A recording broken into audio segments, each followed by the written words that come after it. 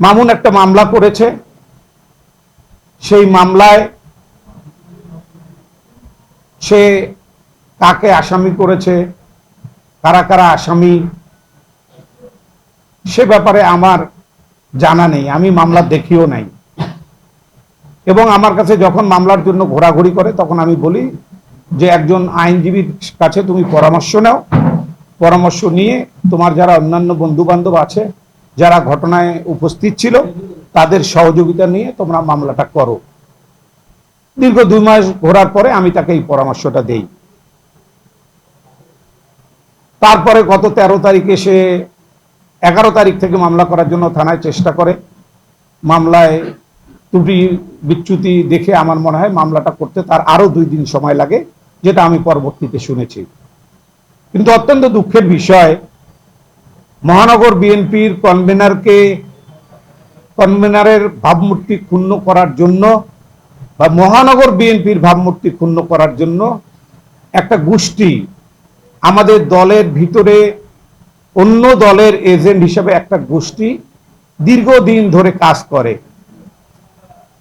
ইতিপূর্বেও এই গোষ্ঠীটা আমার বিরুদ্ধে গত 10 বছর আগে প্রায় 3 বার আমার বিরুদ্ধে মিথ্যা ষড়যন্ত্র করে আমাকে দলের কাছে হেয় করেছে এবং আমাকে কেন্দ্রীয়ভাবে হেনস্থা করার চেষ্টা করা হয়েছে।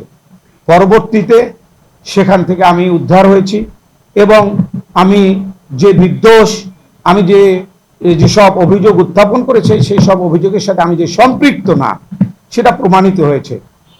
আজকে সেই গোষ্ঠীটা রংপুরের বিরাট একটা গোষ্ঠীর স্বার্থ সংরক্ষণের জন্য এখানে 2টা বড় বড় প্রতিষ্ঠান আছে, আপনারা জানেন, একটা মোটর মালিক সমিতি, একটা মোটর শ্রমিক ইউনিয়ন। এই মোটর মালিক সমিতি এবং মোটর শ্রমিক ইউনিয়নকে অতীতে যারা এই মোটর মালিক শ্রমিক এবং মোটর শ্রমিকের সাথে সম্পৃক্ত হয়ে বিভিন্ন রংপুর শহরে বিভিন্ন হত্যাযজ্ঞ চালিয়েছে, রংপুর শহরে বিভিন্ন ভাবে চাঁদাবাজি করেছে, সেই মালিক গ্রুপ এবং শ্রমিক গ্রুপের সাথে ঐক্যবদ্ধভাবে একটা গ্রুপ এই চক্রান্তে মেতে উঠেছে এবং এই মামুনকে দিয়ে বিএনপি এবং আমার ভাবমূর্তি ক্ষুণ্ণ করার চেষ্টা করেছে। প্রিয় ভাইরা আমার, গত 5 তারিখে পরিবর্তিত পরিস্থিতির পরে আপনারা জানেন সারা বাংলাদেশে একটা সম্প্রদায় বিভিন্নভাবে ভয় ভীতির মধ্যে পড়েছিল।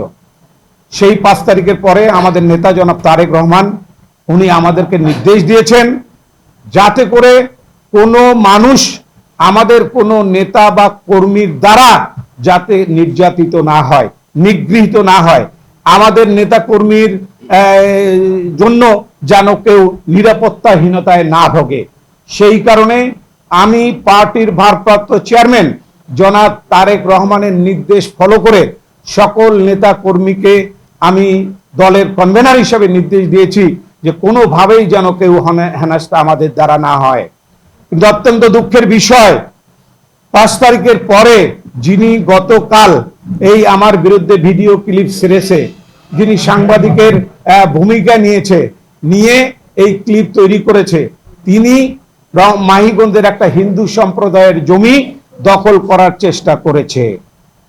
আমি আমার 5 তারিখের পরে যে আপনারা জানেন রংপুর একটা অরাজনৈতিক সংগঠন তৈরি হয়েছিল নাগরিক ঐক্য, সেই বৈষম্য বিরোধী নাগরিক ঐক্যের নেতৃবৃন্দকে নিয়ে আমি ওই হিন্দু সম্প্রদায়ের বাসা যাই।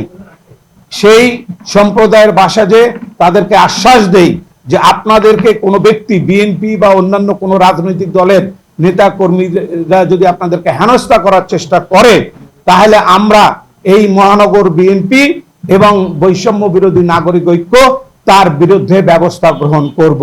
এবং ওই বাড়িতে কোনো পুরুষ লোক ছিল না, সব মহিলারা আমাদেরকে অভিযোগ করেছে এবং মহিলারা তারা অভিযোগ করেছে যে তাদেরকে চড় থাপ্পড়ও দেওয়া হয়েছে। সেই জনৈক যিনি কালকে এই ভিডিও ক্লিপ তৈরি করেছেন তাদেরকে চড় থাপ্পড়ও দিয়েছে। অত্যন্ত দুঃখের বিষয়, তার পরবর্তীতে মাহিগঞ্জ কলেজের যে আওয়ামী লীগের প্রেতাত্মারা বসে আছে মাহিগঞ্জ কলেজে, সেই কলেজের লক্ষ লক্ষ টাকা নিয়ে বিএনপি সমর্থিত শিক্ষকদেরকে বাদ দিয়ে তাদের সাথে কোনো যোগাযোগ না করে আওয়ামী লীগ সমর্থিত শিক্ষকদের দ্বারা সে কমিটি গঠন করার চেষ্টা করেছে এবং মাইগঞ্জ কলেজে যে ছাত্র বৈষম্য বিরোধী ছাত্ররা আন্দোলন করেছিল তাদেরকে সেখানে আন্দোলন করতে বাধাগ্রস্ত করেছে। পরবর্তীতে তিনি বিভিন্ন, আপনারা শুনেছেন যে ওনার ভাই, ওনার পরিবারের লোকরা আমাদের কাছে এসেছে, তার জমি জমা নিয়ে গোলমাল, সেটা আমাদেরকে বিচার দিয়েছে। আমি বলেছি যে তোমাদের এটা পারিবারিক বিষয়, তোমরা এটা পারিবারিকভাবে এই সমস্যার সমাধান করো। কি কারণে আমার কাছে আসলো তারা, এটাও তার একটা ক্ষোভ। এবং আপনারা শুনে থাকবেন যে আমাদের নেতাকর্মী এখানে যারা বিএনপি নেতৃবৃন্দ আছে, বিগত যে আন্দোলন হয়েছে, সংগ্রাম হয়েছে, সেই আন্দোলন সংগ্রামে তিনি কোনোভাবেই বিএনপির কোনো সমাবেশে উপস্থিত হয় নাই। নামে মাত্র কেন্দ্রীয় নেতারা আসলে তিনি উপস্থিত হয়েছেন এবং আমাদেরকে কোনোভাবেই তিনি সহযোগিতা করেন নাই। তিনি বলেন যে আমি বিএনপির জন্য মামলা খেটেছি। অত্যন্ত দুঃখের বিষয়, উনি বিএনপির কারণে কখনো মামলায় উনি সম্পৃক্ত ছিলেন না, উনি কাজ করেন নাই, উনি মামলা খেটেছেন। আপনারা শুনেছেন, আমি বলতে চাই না, মানুষ বলে যে ওনার বাসায় একটা কাজের মেয়েকে ওনারা হত্যা করেছে, সেই কাজের মেয়েকে মানুষ বলে, আমি কিন্তু বলি না, যে কাজের মেয়েকে হত্যা করে সেই মামলায় উনি জেলে গিয়েছেন। এবং পোস্টমর্টেম রিপোর্ট এও বিভিন্ন জায়গায় আছে, পোস্টমর্টেম রিপোর্টকে উনি টাকা পয়সা দিয়ে সেটা মানে ইয়ার বাইরে আত্মহত্যা বলে চালিয়ে দিয়েছেন। আরো ওনার বিরুদ্ধে উনি আরো একবার মামলা কেটেছেন। ওনার ছেলে একজন একজন যার ওনার ছেলের স্ত্রী, তাকে উনি ডিভোর্স দিয়েছেন, তার জন্য ছেলের স্ত্রী মামলা করেছেন। মামলা করার পরে সেই জন্য উনি একবার জেল খেটেছেন। আরো উল্লেখযোগ্য, গত 15 দিন আগে বিএনপির একজন উচ্চ পর্যায়ের নেতার আত্মীয়া, ওনার ছেলের বউ, উনি ওই মামলা মীমাংসা করে ওনার ছেলের বউকে যে বাড়ি দিয়ে মীমাংসা করেছেন, ওই বাড়িও দখল করতে গিয়েছেন। আমাকে ব্যারিস্টার রাজীব সাহেব ঢাকা থেকে ফোন করেছেন যে শামু ভাই, এই ঘটনায় অমুকের আত্মীয়, আমি নাম বলবো না, উনি উচ্চ পর্যায়ের সম্মানিত ব্যক্তি, তার আত্মীয়া, আমি নাম বলতে চাই না, নাম বলবো না, তার আত্মীয়া, তার বাড়ি আবার, যে বাড়ি উনি রেজিস্ট্রি করে দিয়েছেন ওনার ছেলের বউকে ডিভোর্সের পরে, সে বাড়ি আবার দখল করতে গিয়েছিলেন। আমি ওনার ছেলেকে বলেছি তোমার আব্বাকে ওখান থেকে সরে আসতে বলো।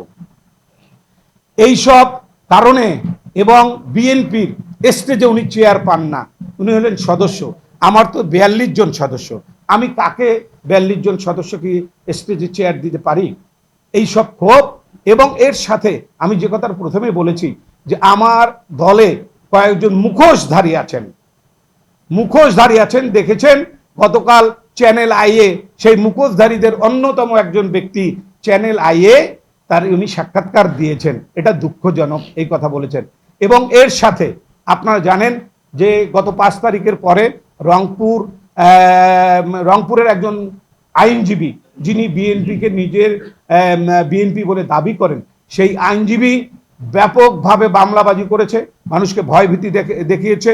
আওয়ামী লীগের বড় বড় নেতা যারা আছে তাদের কাছে তার অনেক টাকা নেওয়ার অভিযোগ যখন আমার কাছে এসেছে, তখন আমি আইনজীবী ফোরামে মিটিং করে বলেছি যে আইনজীবীরা মানে দুষ্কৃতিকারী আইনজীবী, যারা সমাজের সাধারণ লোককে নির্যাতন করে, যারা সাধারণ লোককে মামলা দিয়ে হয়রানি করছে, তাদের বিরুদ্ধে ব্যবস্থা নিতে হবে।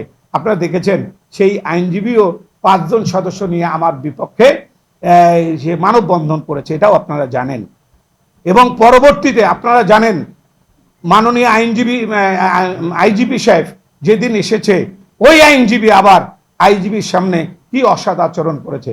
এবং বৈষম্য বিরোধী ছাত্র ঐক্য সেখানে সাথে সাথে বক্তব্য দিয়েছে যে আপনিই তো কোটি কোটি টাকার মামলা বাণিজ্য করেছেন। আপনারা এটাও শুনেছেন। এই গ্রুপ বিএনপির মুখোশধারী গ্রুপ এবং এই আইনজীবীর ওই সদস্য এবং 2-1 সাংবাদিক, 2-1 চিহ্নিত সাংবাদিক, যারা বিগত সরকারের সকল সুবিধা নিয়ে যারা গাড়ি বাড়ি অর্থ বৈভবের মালিক হয়েছে, তারা আবারও এই চক্রান্তের সাথে সম্পৃক্ত আছে, যাতে করে মালিক সমিতি এবং শ্রমিক ইউনিয়নের পূর্বের নেতৃত্ব বলবৎ থাকে। আমি এই রংপুরের মানুষের দাবির প্রেক্ষিতে মালিক সমিতি যাতে সুষ্ঠুভাবে নির্বাচন হয়, শ্রমিক ইউনিয়নে যেন যারা শ্রমিক, প্রকৃত শ্রমিক, তারা যেন ভোট নিশ্চিতভাবে তাদের ভোট দিয়ে নেতা নির্বাচিত করতে পারেন।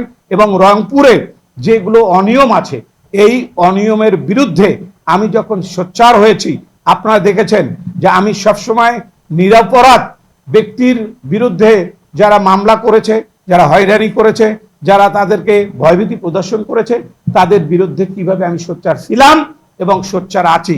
এবং সেই কারণে আগামী 25 তারিখ রংপুরে বৈষম্য বিরোধী নাগরিক ঐক্যের সমাবেশ, আমরা সংহতি সমাবেশের ডাক দিয়েছি। আমরা সংহতি সমাবেশ করব, করে নিরপরাধ লোককে যেন মামলায় অন্তর্ভুক্ত করা না হয়, এই জন্য আমরা প্রশাসনের কাছে দাবি জানাবো। এইটা আমরা কর্মসূচি গত 17 তারিখে, না দুঃখিত, গত 16 তারিখ, 16 তারিখে আমরা মিটিং করেছি।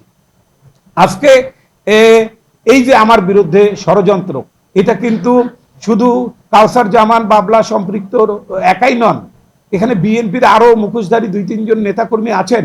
এনারা ঢাকায় মিটিং করেছেন। মিটিং করা, কারা কারা মিটিংয়ে উপস্থিত ছিলেন তাদের নাম আছে, আমার কাছে নাম আছে, কিন্তু আমি নাম প্রকাশ করতে চাই না, কাউকে লজ্জা দিতে চাই না। কারণ তারা ইতিপূর্বেও আমাকে, আমার বিরুদ্ধে ষড়যন্ত্র করে আমাকে কেন্দ্র থেকে সাসপেন্ড করিয়েছিলেন, কিন্তু অভিযোগ প্রমাণিত না হয় সে সাসপেন্ড পরবর্তীতে উল্টো হয়েছে। তারা দেখছেন যে বিএনপি গত 2 থেকে 2.5 বছরে আমি দায়িত্বে আসার পরে, বা আমরা যারা মহানগর বিএনপির এখানে সম্মানিত নেতৃবৃন্দ আছেন, সবার সহযোগিতায় রংপুরে আজকে বিএনপি একটা শক্তিশালী সংগঠন হিসাবে রূপ লাভ করেছে।